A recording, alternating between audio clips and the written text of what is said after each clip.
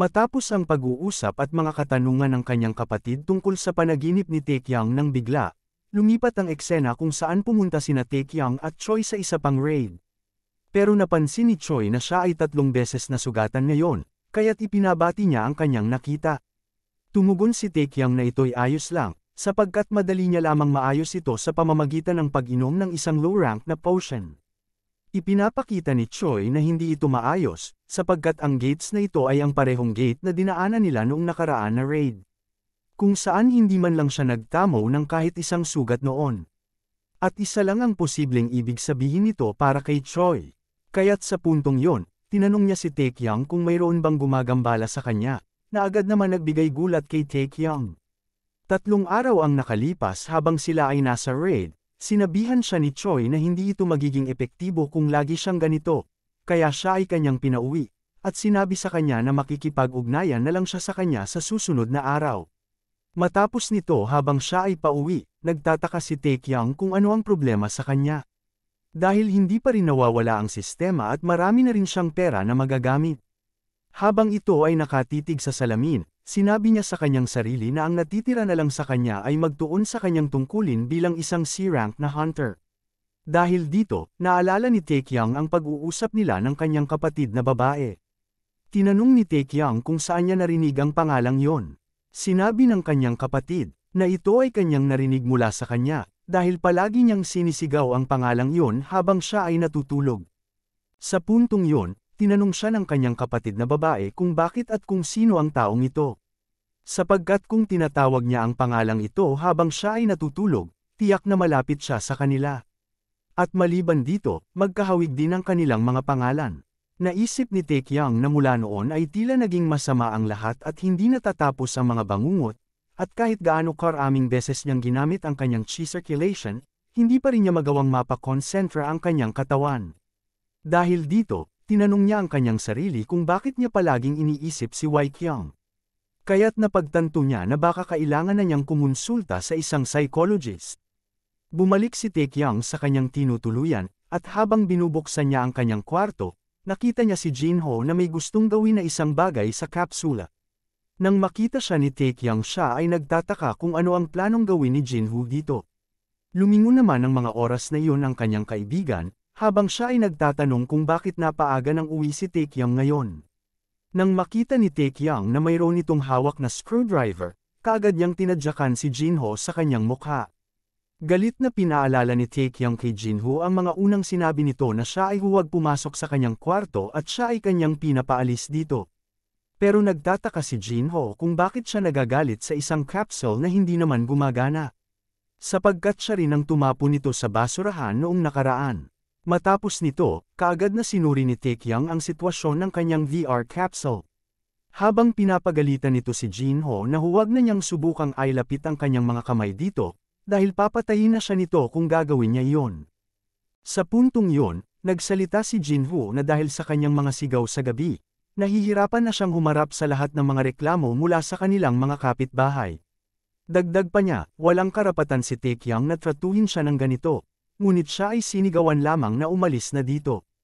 At mula sa wala, sinambit ni Jinho ang pangalan ni Jin Waikyang, at tinanong nito sa kanya kung sino naman ang taong yon, dahilan na mapaurong si Taekyang. Nilapitan niya si Taekyang at sinabi nito kung ang taong na kanyang binibigkas sa panaginip ay isang cute na babae. Kaya hula ni Jinho sa kanya na siya ay nakikipag-date sa babae dahil malaki na ngayon ang kanyang kinikita. Habang si Taekyang ay pumuputok na ang mga ugat sa galit sa kanya. Dahil dito, siya ay sinigawan ni Taekyang na umalis na dito sa kanyang kwarto. Nang gabing yon, habang siya ay nasa kalagitnaan ng kanyang pagtulog, ang kanyang panaginip ay lalong mas nagiging malinaw. At sa loob ng kanyang panaginip, ang pangkat ng Mount Heng ay nagsisimula ng umabante, at sa kabilang parte nito ay ang pangkat ng Jin family na pumapalapit na sa kanila. Kung saan nagsimula ng tumakbo ang mga mandirigma ng Jin family upang salubungin ang mga pangkat ng Mount Heng. Pagkatapos, ang digmaan sa pagitan ng dalawang pamilya ay nagsimula na. Habang nasa taas ng bundok, makikita natin ang mga anino ng isang grupo ng mandirigma na nakamasid sa nagsisimulang digmaan, at ang naroon ay ang anyo ng kanyang kapatid na si Waikyang, habang ang nasa likuran ng kanyang kapatid ay ang matandang head elder na traidor. Nang bigla, gumising si Taekyang mula sa kanyang panaginip. At sa oras na yon ang kanyang mga mata ay puno ng pag-aalala. Matapos niyang magising mula sa masamang panaginip, siya ay bumangon sa pagkahiga, habang ang kanyang katawan ay punong-puno ng pawis. Iniisip ni Taekyang na ang kanyang panaginip ay mas lalong naging maliwanag. Ilang sandali pa, siya ay sumigaw ng putang ina, wala na akong pakialam sa kanila. Ipinahayag din niya na siya ay wala ng interes dito kahit maging totoong mundo pa ang Merem. Dagdag pa niya, mahigit 2,000 Merem warriors ang lalaban. At ano naman ang gusto nilang ipagawa sa kanya ukol dito? Dahil sa mundong yon, mas maraming mga halimaw pa ang mas malakas kaysa kay Joe Peel. Saad pa niya kung gusto ba nilang mamatay siya sa pakikipaglaban sa mga halimaw na yon. Giit din niya na 1 buwan pa lang siya nabuhay sa mundong yon. At ang buhay na kailangan niyang ipagpatuloy ay nandito sa totoong mundo. Bukod dito, wala nang magagawa si Waikyang ngayon. At malamang na ipaparating rin naman ni Mujin ang kanyang mensahe tungkol sa pagtataksil ng Head Elder, at yun ay kailangan nilang pag-isipan para sa kanilang sarili. Ilang sandali pa, pumasok sa kanyang isipan ang kanyang mga kasamahan sa mundo ng Merem, kung saan siya ay tinatawag nila na Young Master at Squad Leader. Tinawag rin siya na tagapagligtas ng mga bata at niyachong ng may mga ngiti sa kanilang labi. Habang si Wai Pang ay nagsasabi sa kanya na ang mababang pinuno ng pamilya ay nagtitiwala sa kanya. Pumasok rin sa kanyang isipan ang huling sinabi ng kanyang kapatid na siya ay dapat makaligtas. Dahil dito, hindi na lubos makapag-isip si Taekyang sa mga nangyayari sa kanya. Habang sa kanyang tabi ay tumutunog ang kanyang cellphone dahil tumatawag sa kanya ang kanyang guild leader na si Choi. Lumipat ang eksena sa isang gusali, kung saan sa loob nito ay mayroong isang libro na naglalaman ng lahat ng impormasyon ni Taekyang. Dito ay tinitingnan ni Choi ang lahat ng kanyang mga mahahalagang impormasyon na nakasulat sa loob ng isang aklat, habang ang kanyang tagasilbi ay nakatayo sa kanyang harapan. Matapos niyang basahin ay tinanong niya ang kanyang tagasilbi kung ano naman sa palagay nito ang pagkatao ni Taekyang. Sumagot ang matandang lalaki na kanyang tagasilbi, na si Taekyang ay isang malinis na hunter at hindi rin siya isang abnormal na muling na-awakened na tao. Dagdag pa niya, siya ay lumapit sa kanya na walang masamang layunin. Sumagot si Choi sa kanya kung ibig ba sabihin nito, na ang lahat ng mga nangyaring pagbabago kay Taekyang hanggang ngayon ay puro pagkakataon lamang. Sinambit din niya sa kanyang tagasilbi, kung alam ba nito ang posibilidad ng pagkakaroon ng panibagong awakening. Wika ng tagasilbi na ito ay nasa 1% lamang. Naguguluhan si Choi dahil ang posibilidad ng reawakening ay nasa 1%. Isa sa bawat 100 tao. Maliban dito, ang pagiging hunter ay mayroon ng napakababa na posibilidad. Sa puntong yon, tinanong nito ang kanyang tagasilbi kung ano sa kanyang palagay ang posibilidad ng isang F-rank na hunter na maging C-rank na hunter. Idinagdag pa niya ang posibilidad rin ng isang C-rank na hunter na kayang mag-ubos ng mga halimaw sa loob ng C-rank na gate na mag-isa lamang. Sumagot naman ang kanyang tagasilbi na hindi niya iniisip na maging posible ang solo clearing sa loob ng gates. At kailangan muna nitong mag-B-rank na hunter o higit pa upang magawa ang ganoong bagay. Ngunit sinabi sa kanya ni Choi na ito ay kayang gawin ni Jin Taekyang ng mag-isa. Ipinahayag din niya na nagawa nilang pumasok sa 5 D-rank na gates, at 15 na C-rank gates na umabot sa halos 20 raids.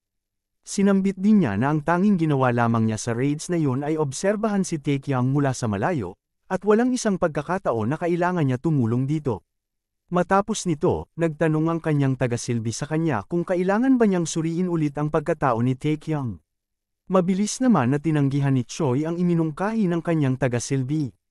At ipinahayag din niya na hindi na niya dapat gawin ito, sapagkat wala ring mabuting mangyayari doon.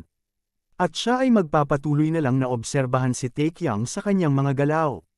Wika naman ng kanyang tagasilbi kung plano ba nito na i-recruit siya sa kanyang guild.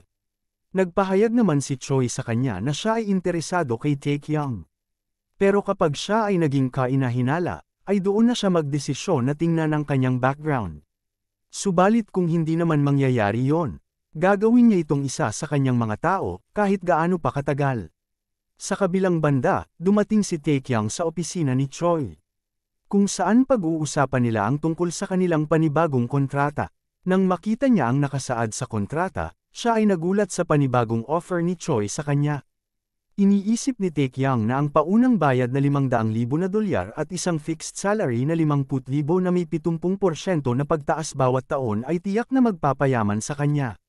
Maliban dito magkakaroon din siya ng isa sa pinakamataas na insurance policies. Isang 40-floor studio na mamahalin, at siya ay makakakuha rin ng personal na sasakyan. Dagdag pa niya na ang ganitong offer ay napaka-imposible, dahil ang mga kondisyon ngayon ay mas mabuti pa kaysa noong nakaraan. Habang siya ay nakatitig dito, wika niya sa kanyang isip na sa ganitong paraan, makakamtan na niya ang lahat. Hindi lamang siya magkakaroon ng kamanghamanghang taunang kita, kundi magkakaroon din siya ng isa sa pinakamataas na posisyon sa lipunan. Dagdag pa niya na siguradong maipagmamalaki siya ng kanyang pamilya. Sa halip na baliwalain ng iba, magiging isa rin siya sa mga tauhan na inaasam ng lahat. Ang mga bagay na pinapangarap niyang makamit bilang isang hunter sa loob ng 7 taon ay sa wakas ay unti-unting natutupad. Pagkatapos, nagtanong si Choi sa kanya kung naayos na rin ba nito ang kanyang mga issue, nang may pag-alinlangan na sinagot naman ni Taekyang na mukhang naresolba na niya ito. Sa kanyang tugon, tinanong nito si Taekyang kung wala na ba silang magiging problema pa. Nang nakangiti naman na sinagot siya ni Taekyang na siya ay siguradong sigurado na dito. Naisip ni Taekyang na kailangan na niyang tapusin na lagdaan ang kontratang ito bago pa ito magdalawang isip si Choi. Ngunit nang pumirma siya hanggang sa huling pahina, iniisip niya na maaari siyang mamuhay ng tahimik at komportable, at makakalimutan na niya ang masamang buhay na dati niyang tinatahak. Habang sinusulat nito ang kanyang perma sa panghuling pahina ng kontrata, sinabi niya sa kanyang sarili na pwede na siyang mamaalam sa mundo ng Murem. Nang bigla, ang kanyang hinahawakang ballpen ay nasira, na nagdulot sa kanyang kontrata na mabasa ng tinte ng ballpen. Sa puntong yun, nagsalita si Choi sa kanya na hayaan siyang itanong ito ulit sa kanya. Kung ang kanilang problema noong nakaraan ay talagang naresolba na ba ni Taekyang. Sinabi ni Taekyang sa kanya na hindi pa niya ito naresolba, habang ang ballpen ay kanyang nabitawan na nakasubsob sa itim na tinte ng ballpen. Ipinahayag ni Choi kay Taekyang na kung may mga bagay siyang pwede na ialok na tulong sa kanya ay huwag itong mag-atubiling sabihin sa kanya. Ngunit tumanggi naman si Taekyang sa kanyang alok at siya ay nagpasalamat sa kanya. Wika pa ni Taekyang na ito ay isang bagay na kailangan niyang ayusin na mag-isa. Sinambit pa ni Choi na hindi niya akalain na ganito kahirap ang magpapirma sa kanya ng kontrata. Habang ito ay napakamot sa kanyang ulo habang sinasabi niya na ito na ang pangatlong beses na naudlot ang kanilang kontrata. Kaya tinanong nito ulit si Taekyang kung kailan ulit sila magkita para sa kanilang ika-4 na contract signing. Sa kanyang tugon, sinabi niya na bukas sila magkikita, at sa parehong oras at lugar. Nang marinig nito ang pahayag ni Taekyang, siya ay nagtanong sa kanya kung siya ba ay sigurado dito, sapagkat isang araw lang ang pagitan matapos nitong masira ang kanilang kontrata. Nang hindi na makapagpigil si Choi sa kanya, seryoso niyang sinabi kay Taekyang na ayaw niyang nakikipagbiro sa mga tao ng ganito. Pero si Taekyang ay seryosong sumagot sa kanya na hindi siya nakikipagbiroan sa kanya. Wika pa niya sa kanyang sarili na walang ideya si Choi kung gaano kahaba para sa kanya ang hintayin nito ng isang araw, sapagkat gusto na niya permahan ang kanyang inaalok sa kanya. At gagawin nito ang lahat ng kinakailangan para siya ay maka-survive at makabalik dito. Matapos nito, siya ay tumayo upang magpaalam sa kanya. Idinagdag pa niya na baka mayroon pang posibilidad na kailangan nitong dagdagan ni Choi ang kanyang mga kondisyon sa kontrata bukas. Pagkatapos, seryosong umalis sa kanyang harapan si Taekyang habang si Choi ay nakatulala na nakatitig sa kanya. Samantala, lumipat ang eksena sa loob ng Murem, kung saan ang tatlong kasamahan ni Taekyang ay patuloy na tumatakbo sa mataas na kabundukan habang si Taekyang ay nakasakay sa likuran ng kanyang kasamahan. Sa gitna ng kanilang mabilis na takbo, ang dalawang kasamahan ni Taekyang ay puno ng kanilang mga pawis habang sila ay naghahabol ng kanilang hininga. Kasabay din nito ang pagod at humihingal na mukha ni Mujin, kung saan bitbit nito sa kanyang likuran ang walang malay na katawan ni Taekyang. Wika pa ni Mujin sa kanyang sarili, na parang siya ay mawawala na sa kanyang katinoan. Dahil sa mga sunod-sunod na pangyayari na dumating sa kanila, una ay ang pagdeklara ng digmaan ng pamilya ng Mount Heng Sword Sect. Pangalawa naman dito ay ang mga lihim na tagamasid mula sa maliit na pangkat na sinubukan silang tirahin ng patalikod. At ang mahigit sa lahat, ay ang pagtataksil ng head elder sa kanila. Lahat ng mga pangyayaring ito ay tiyak na magpapabaliw sa sinuman. Pero maliban dito, Siya ay napaisip kung bakit kailangan pa mawala ng malay si Taekyang sa ganitong sitwasyon. Sa kabila nito, alam ni Mujin na siya ay humihinga pa, subalit parang nasa bingit na siya ng kamatayan. Dahil dito, naisip din ni Mujin na ang injury na kanyang tinamo kay Joe Pil ay nagiging mas masama. Habang ito ay kanyang iniisip, minabuti na lang sana nito na siya ay nagpaiwan sa klinik at sinunod na lang sana ang naging unang payo ng manggagamot at ni Taekyang sa kanya. Kaya sa kadahilanang ito, siya ay labis na nagsisisi sa kanyang naging desisyon. Ngunit sa kabila nito, iniisip pa din ni Mujin na dapat nilang bilisin ang kanilang pagtakbo upang masabihan nila ang pangunahing pamilya ng Jin tungkol sa pagtraidor ng head elder. Pero ang kanyang katawan ay unti-unti na rin nanghihina. Matapos nito, sinabi niya sa kanyang sarili na hindi na niya makakayanan pang magpatuloy. Ilang sandali pa, isang kulay dilaw na liwanag ang kanyang napansin. Kung saan siya ay nakakita ng isang ilusyon ni Buddha, ipinapahiwatig ni Buddha sa kanyang isip na mahusay ang kanyang ginawa, at siya ay pwede nang magpahinga ngayon. Matapos nito, napagtanto niyang sapat na ang kanyang mga ginawa, sapagkat ang isang tao na dapat sana ang siyang mamumuno sa kanila ay nawalan ng malay sa isang mahalagang sandali. At ang kanyang mga kasamahan na dapat sana tumutulong din sa kanya, ay hindi man lang nagawang mag-alok na tulungan siya sa pagbuhat ng kanilang leader. Dahil dito, tumigil si Mujin sa pagkilos ng kanyang mga paa, at sinambit sa kanyang sarili na siya ay sumusuko na. Pero sa puntong yon, siya ay nagulat nang mapansin niya ang isang malakas na paghinga ni Taekyang mula sa kanyang likuran. Nang siya ay tumingin sa kanyang likod, nakita niya ang kanyang leader na si Taekyang na nakangiti, kaya sa sandaling yon, di na niya napigilan pang mapaluha. Bakas sa mukha ni Mujin ang gulat, habang si Taekyang ay masayang bumabati sa kanya at tinawag si Mujin na kanyang darling. Sa kabilang banda, nagsisimula na ang sagupaan sa pagitan ng Mount Heng Sword at ng pamilyang Jin. Sa kanilang matinding labanan, ang mga mandirigma ng bawat pamilya ay patuloy sa pakikipag-away sa isa't isa, at sa kanilang tabi ay ang mga walang buhay na mandirigma na siyang namatay sa kanilang laban. Kasabay nito, habang sila ay nasa tuktok ng bundok, ang pangkat ni Waikyang at ng head elder ay nanunood sa labanan ng mga sundalo ng pamilyang Jin at Mount Heng. Matapos nito, habang siya ay nakamasid sa mataas na parte ng kabundukan, inaalala ng head elder ang lugar na ito na tinawag niyang The Eighth Valley of the Heavens, kung saan nangyari ang dakilang digmaan ng mga pangkat sa isang makitid na lambak na ito. Maraming taon na ang nakalipas, upang makamit lamang ang titulong alamat ng mga martial master. Dagdag pa niya, marami din mga martial warriors ang namatay sa lugar na ito. Sinabi din niya sa kanyang isip na may panahon sa kanyang buhay na hinangad niya na makuha ang ganoong titulo ng pagiging alamat. Ngunit hindi niya yun tinuloy, sapagkat wala rin silbi ang titulong yun kung siya ay mamamatay para dito. Pagkatapos nito, tinawag niya ang pansin ni Waikyang upang tanungin ang kanyang opinyon sa kasalukuyang sitwasyon ng digmaan. Sa kanyang tugon, sinabi nito na ang kaganapan ngayon ay mukhang nasa kanilang pabor. Pero dagdag pa niya dito, mukhang marami ring mga namatay sa kanilang panig.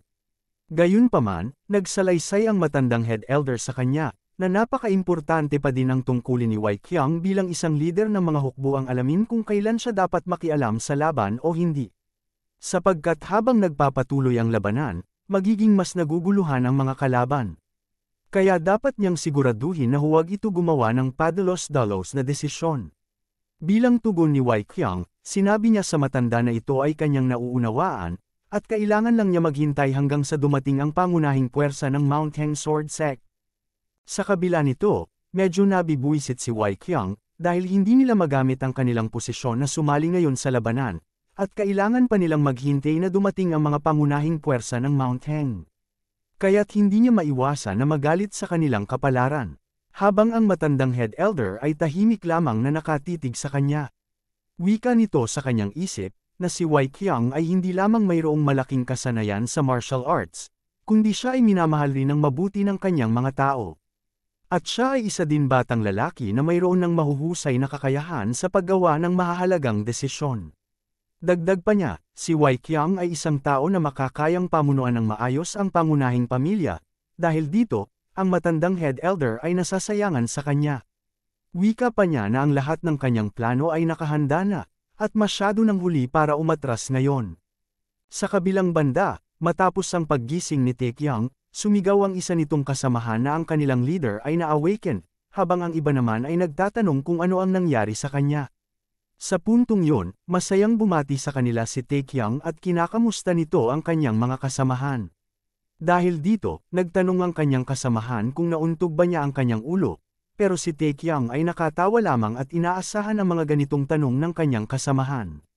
Bamulong naman ang lalaki sa kanyang kasamahan at sinasabi na si Taekyang ay may sinabi sa kanyang hindi pangkaraniwan.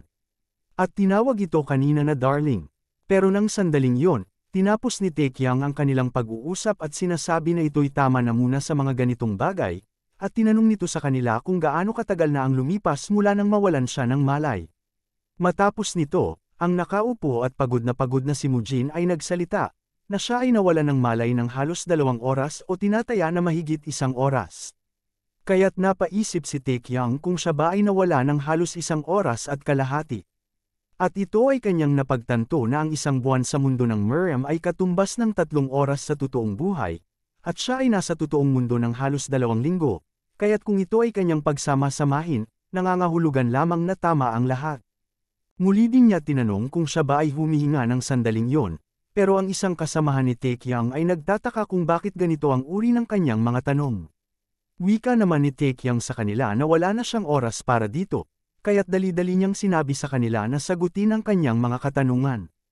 Ilang sandali pa, ang nakaupong si Mujin ay nagsalita na malamang siya ay humihinga ng sandaling yon, dahil kung hindi ay malamang hindi na niya nagawa pang magsalita ngayon sa kanilang harapan. Dahil dito, naisip ni Taekyang na kaya pala nawawala ng malay ang kanyang katawan kapag siya ay pumasok sa kabilang mundo.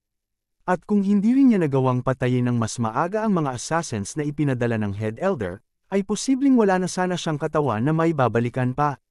Nagtanong din si Taekyang kung kamusta naman ang pangunahing puwersa ng kanilang pamilya. Sumagot naman ang kanyang kasamahan na sila ay papunta pa lamang sa kanila, at ilang oras pa ang aabutin bago sila makarating doon. Sa oras na yon, naisip ni Taekyang na mukhang malayo pa ang aabutin ng kanilang paglalakbay upang makapunta sa kanilang pangunahing kasamahan.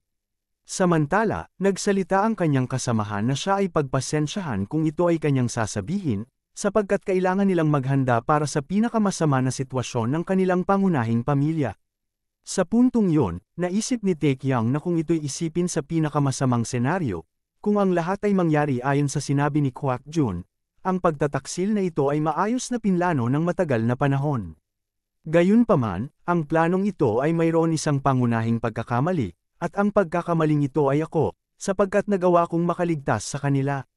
Dahil dito, sinabi ni Taekyang sa kanila na hindi pa huli ang lahat, at gagawin niya ang lahat ng kanyang makakaya upang matiyak na hindi mangyayari yon.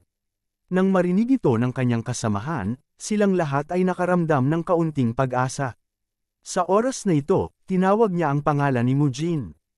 Habang si Mujin ay nakatitig sa kanya at nagtanong kung ano yon. Sa kanyang tugon, sinabihan niya si Mujin na siya ay magmadali at tumayo. Pero si Mujin ay tila pagod at hindi na magawang kumilos pa.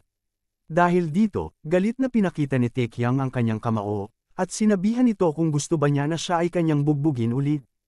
Pagkatapos ng lahat, bakas sa mukha ni Mujin ang takot kaya sumunod ito sa utos ng kanyang leader. Ilang sandali pa, sumigaw ng malakas si Taekyang sa kanila na sila ay babalik na sa pangunahing pamilya sa loob ng mas mababa sa 1 oras. At iniutos sa kanila na sila ay huwag nang magreklamo at simulan ng tumakbo. Sa lugar ng labanan, nagsisimula ang matinding sagupaan ng Mount Heng at ng Jin family. Habang ang pangunahing puwersa ng pamilyang Jin ay sumusugod ng pag-atake sa mga tulisan na grupo na ni-recruit ng Mount Heng. Sinasabi ng isang mandirigma na sila ay patayin sapagkat ang mga kalaban nila ay mga walang halaga at tulisan.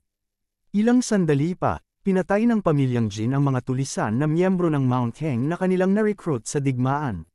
Dahil dito, sinabi ng leader ng mga tulisan na kung sila ay hindi aatras sa laban ay tiyak na silang lahat ay mauubos. Matapos nito, sumigaw ang pinuno ng mga tulisan sa kanyang mga miyembro na sila ay umatras na. Nang bigla, dumating ang pinuno ng Mount Heng na si Chonbek at pinutol ang ulo ng lalaki. Nang masaksihan ito ng mga tulisan na sundalo ng Mount Heng, sila ay nakaramdam ng takot at pagkabahala. Sa oras na yon, nagtanong ang pinuno ng Mount Heng kung sino pa sa kanila ang aatras. Habang ang mga tulisan na kanyang ni-recruit sa digmaan ay nagsisimulang manginig sa takot. Sa puntong yon, mariing sinabi ng leader ng Mount Heng na sila ay bumalik sa laban, kung ayaw nilang masaksihan ang malupit na kahihinatnan nila kung sila ay aatras sa laban. Dahil sa kanilang takot, ang mga grupo ng tulisan na ni-recruit ng Mount Heng ay nagsimulang bumalik sa digmaan. Habang galit na iniisip ng pinuno ng Mount Heng, kung ito na ba ang halaga ng mga mersenaryo na kanilang ni-recruit, sapagkat ang mga ito ay napakawalang kwenta. Iniisip ni Chonbek na masyado siyang nagmamadali, sapagkat siya ay nabulag sa kanyang pagnanasa para sa paghihiganti dahil sa pagkamatay ng kanyang anak. Dagdag pa niya, binaliwala niya ang mga payo ng kanyang tagapayo at kinuha ang pinakamabilis na ruta upang makarating dito.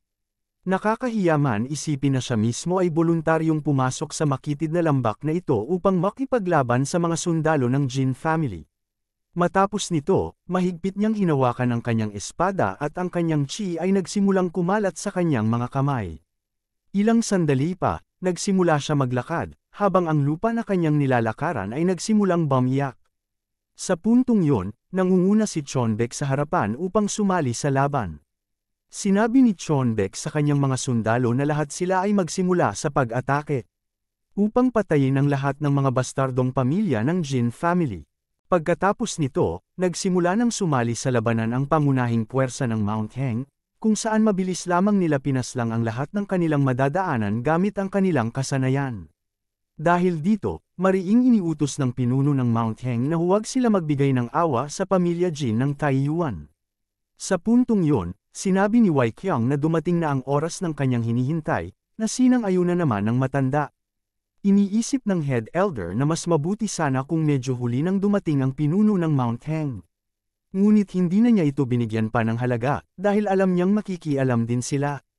Sinabi ng head elder kay Wei Qiang na siya na ang bahala sa pinuno ng Mount Heng na si Li Chonbek.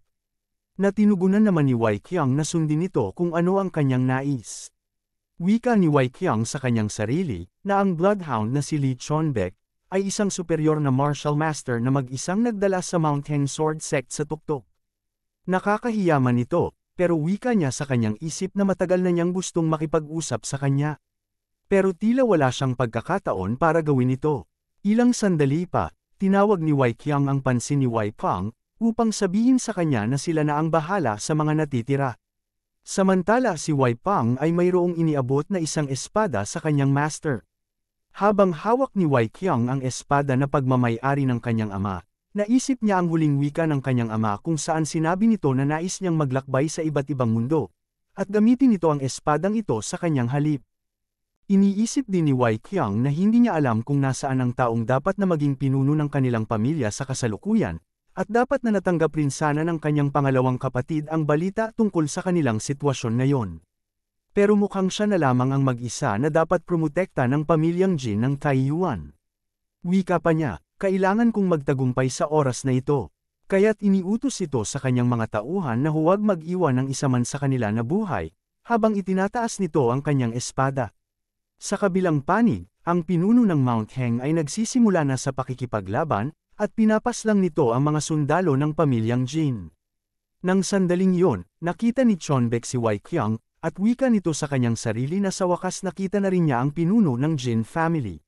Dahil dito, galit na galit si Chonbek at sinasabi nito sa kanyang sarili na sisiguraduhin nito na papatayin niya si Wei Qiang gamit ang sarili niyang mga kamay. Nang oras na yon ang kanyang chi ay nagsisimulang kumalat sa kanyang espada. Di nagtagal, lumapit ang matandang head elder sa kanyang likod, at pinupuri ang kanyang espada na mayroong aura ng chi.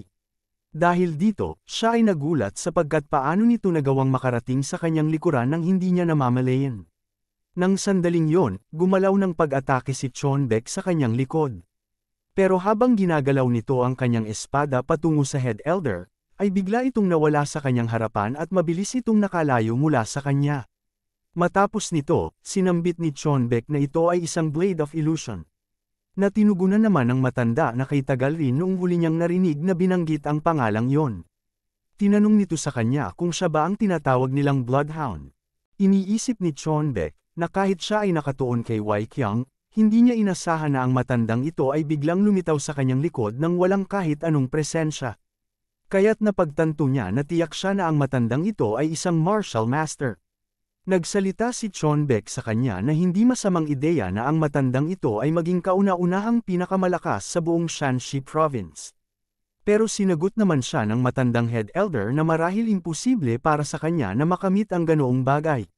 Sapagkat siya ay mahina. Dahil dito, nagsalita si Chonbek na hindi niya malalaman kung hindi niya ito susubukan. Nagpahayag naman ang matandang head elder sa kanya na ganito ang sinasabi ng mga mahihina. Dahil hindi nila nauunawaan na wala nang makakapagbago sa nakatakdang resulta ng kanilang laban. Nang marinig ito ni Chonbek, siya ay sumagot sa kanya na masyado yatang matalas ang kanyang mga salita, habang ang kanyang espada ay nagsisimulang lumiliyab ng chi. Kasabay nito, naglabas rin ng sandata ang matandang head elder habang gumagamit rin ito ng sandata na may chi. Sinabi din niya na siya ay nagtataka kung ang mga salita niya lang ba ang matalas.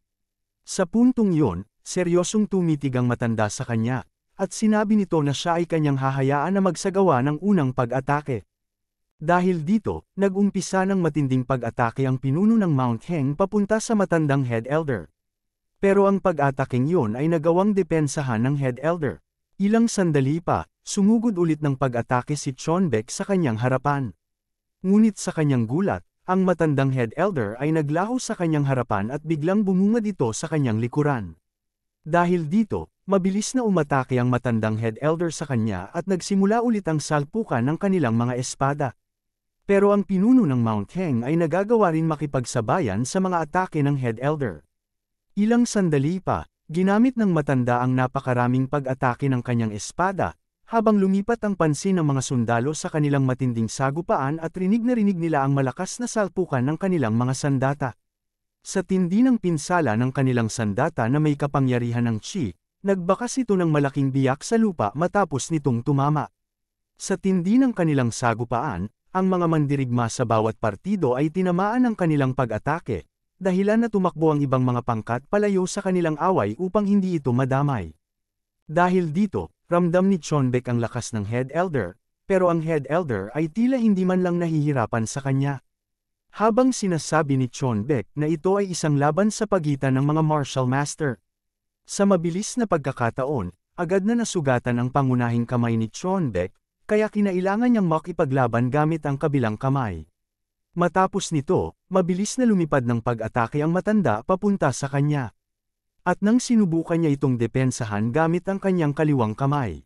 Nang bigla, sa malakas na puwersa ng pag-atake ng matandang head elder, ang kanyang kaliwang bahagi ng kamay ay nabali. Dahil dito, mabilis na nagsagawa ng maraming pag-atake ang head elder sa kanya. Sa pagkakataong yon, si Chonbek ay tinamaan sa iba't ibang parte ng kanyang katawan, at ang matinding pinsala na kanyang natamo ay ang hiniwan ng head elder ang gitnang bahagi ng kanyang katawan. Sa kadahilanang ito, siya ay samuka ng maraming dugo mula sa kanyang bibig. Sa puntong yun, bakas sa mukha ng mga sundalo ng Mount Heng at takot at pagkabahala sa kanilang mata. Habang ang tauhan ng pamilyang Jin ay nagulat sa kanilang nakita. Matapos nito, ang pinuno ng Mount Heng sword ay bumagsak sa lupa. Habang sa kanyang harapan ay ang matandang head elder na nakatayo. Ilang sandali pa, nagsimulang sumigaw ang mga sundalo na ang pinuno ng Mount Heng ay bumagsak at ang head elder ay nanalo sa kanilang laban. Sa oras na yon, nagtanong si Chonbek sa kanya kung ano ang kanyang kailangan. Pero ang matandang head elder ay hindi alam kung ano ang kanyang tinutukoy. Sa kanyang pahayag, siya ay humihingi ng awa sa kanya at handa itong ibigay ang kanyang buhay. Ngunit kapalit nito, siya ay nakikiusap na hayaan niyang sumuko ng mapayapa ang kanyang mga tauhan at sisiguraduhin din niyang tatakpan nila ang kanilang mga tarangkahan ng mahigit sa 100 taon. Kaya't siya ay nakikiusap sa head elder na hayaan itong mabuhay ang Mount Heng Sword Sect. Pero ang matandang head elder ay matigas at tinanggihan ang kanyang pakiusap. Mariing sinabi sa kanya ng matanda na ang kanyang gusto ay ang kabuuang paglipol ng kanilang mga sekta. At ayaw niyang makita ang sinuman sa kanila na makaligtas. Matapos marinig na ng pinuno ng Mount Heng, sumisigaw siya sa matanda kung ano ang kadahilanan nito. Ngunit sinagot siya ng matanda na huwag na niyang gawing bobo ang kanyang sarili, at magpanggap na walang alam. Sapagkat kung sila ay nanalo sa laban na ito, alam rin niya na gagawin din nila ito sa kanila. Sa puntong yon, galit na sinabi ni Chonbek na ang pamilya Jin ng Taiyuan ang nagsimula ng lahat ng ito. Dahil ang kanyang kawawang anak ay pinatay lamang nila. Habang nakahawak ang matandang head elder sa kanyang bigete, binanggit nito ang pangalan ng anak ni Chonbek na si Sojon, at sinabi nito na ang batang iyon ay ang naging sanhi ng laban na ito. Sa puntong yon, ginamit ng head elder ang kanyang spiritual na pandama upang sabihin ito kay Chonbek. Sinabi nito sa kanya na kapag siya ay sinalubong ng Diyos ng kamatayan, siya ay nakikiusap na itanong ito para sa kanya, kung sino talaga ang pumatay kay Sojon. Pero nagtanong si Chonbek kung ano ang kanyang ibig sabihin sa kanyang mga sinabi. Habang ang head elder ay itinataas ang kanyang espada upang tapusin si Chonbek, siya ay nagsabi na sa ganitong paraan, matatapos na ang labanan na ito. At habang ang ulo ng matanda ay nalululong sa kanyang tagumpay, biglang may itinapon na si Bat patungo sa kanya, na nagbigay ng abala sa kanya. Sa puntong yon, nagtataka ang matanda kung sino ang nagtapon ng sandatang ito. Kaya siya ay nagsalita kung sino ang taong yon at siya ay humarap sa kanya. Matapos nito, isang anino ang kanyang nakita sa taas ng isang malaking bato. Nang sandaling yon, ang ating bida na si Taekyang ay nagpakita sa kanyang harapan. Nagsalita si Taekyang na siya lamang ito, at tinawag ang head elder na si Raulong matanda. Naguluhan ang ulo ng head elder at nagtanong kung paano pa nabubuhay si Taekyang. Pagkatapos nito, huminga ng malalim si Taekyang at sumigaw ng napakalakas na ang matandang head elder ay nagtraidor sa pamilyang Jin. Matapos ito marinig ng karamihan, sila ay nagtataka sa sinasabi ni Taekyang, at ang iba ay nag-uusap kung yun ba ay ang ikatlong batang master. Dahil dito, ang mga sundalo ay huminto sa kanilang away at napatingin sa kanya. Sinasabi nila na anong klaseng kalokohan na naman ang sinasabi ni Taekyang. At ang isa naman ay nagtatanong na baka ito ay lasing na naman, at mukhang bumalik naman sa kanyang mga dating bisyo. Ang sundalo ng Mount Heng ay napaisip rin na kung siya ba ay kanilang kaalyado. Sa kabilang banda, ang mga opisyales ng pamilya Jin ng Taiyuan ay galit na galit kay Taekyang, at sinasabi na ang batang ito ay isang adik at bastardo. Sinasabi rin ng isa pa nitong kasama na paano niya nagawang magbigay ng kawalang galang sa head elder. Habang si Wei Pang ay napatitig rin sa kanya at napaisip na mukhang nababaliw na si Taekyang, at sa kanyang tabi ay ang pinatay nitong martial master ng Mount Heng. Sa kabilang banda, pinatay ni Wei Qiang ang dalawang martial master ng kaaway at kasabay nito siya ay nag-isip ng kakaiba kumpara sa kanila. Dahil alam niyang hindi pinakamatalino si Taekyang. At hindi siya ang uri ng tao na pupunta dito para magbiro lang. Lalo na may tungkulin siya na dapat bantayan sa kanilang panglikurang bahagi na depensa. Nagtaka si Wei Qiang habang iniisip niya ito, at ang lahat ng nangyari bago ang laban na ito ay medyo kakaiba na rin sa kanya. Habang pilit niyang iniisip na ang isang ganap na malusog na si Sojon ang na-assassinate gamit ang isang uri ng lason.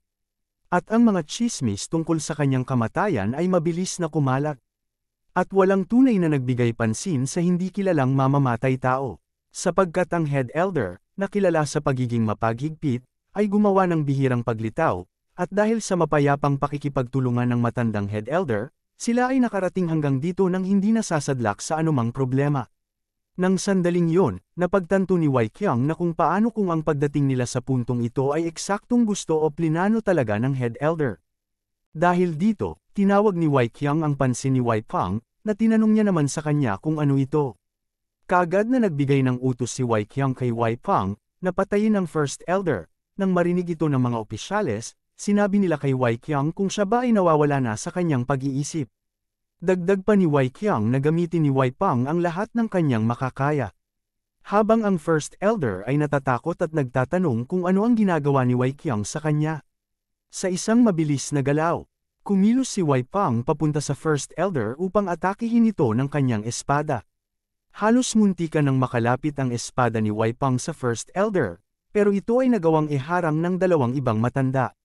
Sa puntong yon, ang dalawang espada ng matandang elder ay umiilaw ng pula at naglalabas ng chi sa kanilang mga sandata.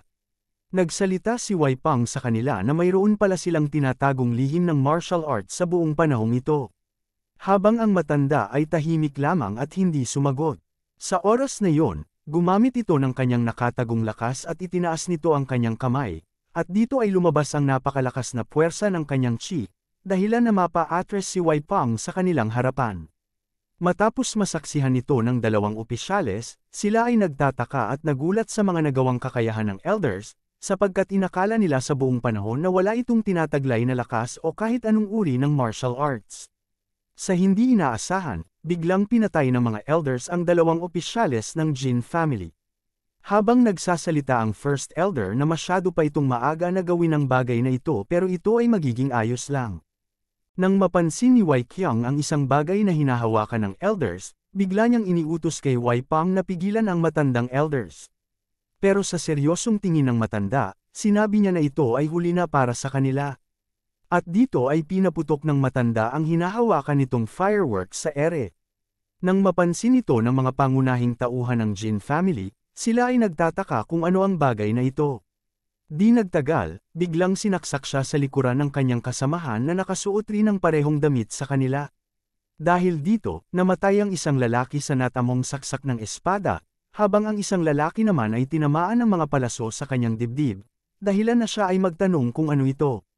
Matapos nito, nagsimulang maghubad ng kanilang kasuutan ang pangunahing mandirigma mula sa panig ng head elder, at dito sumigaw siya sa kanyang mga kasamahan na hindi na nila kailangan pang itago ang kanilang pagkakakilanlan, habang sa taas ng bundok ay nagsimula ng magpaulan ng mga palaso para tamaan ang mga sundalo ng pamilyang Jin. At kaagad niyang iniutos sa kanilang lahat na patayin ang lahat ng mga mandirigma ng Jin family.